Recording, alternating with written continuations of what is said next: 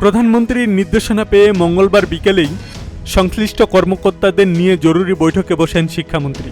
সেখানে ছুটির কারণে ঘাটতি পুষিয়ে নিতে সপ্তাহে 6 দিন ক্লাস নেওয়ার মতামত প্রদান করা হয় এবং বৈশ্বিক জ্বালানি সংকটের কারণে সব শিক্ষা প্রতিষ্ঠানে 3 দিন অনলাইনে ক্লাস ও বাকি 3 দিন সশরীরে ক্লাস নেওয়ার সিদ্ধান্ত নেওয়া হয়েছে।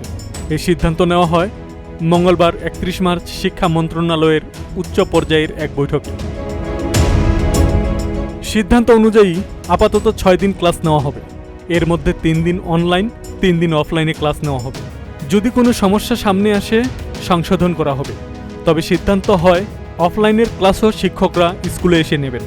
মন্ত্রণালয় সূত্র জানিয়েছে, জোর বিজোর দিন হবে অনলাইন অফলাইন ক্লাস, অর্থাৎ একদিন অনলাইন এবং পরের দিন অফলাইনে ক্লাস চলবে, আর প্র্যাকটিক্যাল ক্লাস অফলাইনে নিতে হবে। ঢাকা শহরের বিভিন্ন স্কুল কলেজের শিক্ষক, বোর্ডের কর্মকর্তা, মন্ত্রণালয়ের কর্মকর্তাদের সমন্বয়ে মতবিনিময় সভায় এ সিদ্ধান্ত হয়।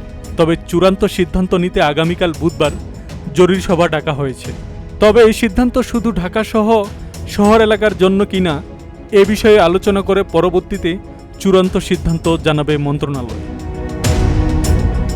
আব্দুস সালাম, প্রজন্ম 24।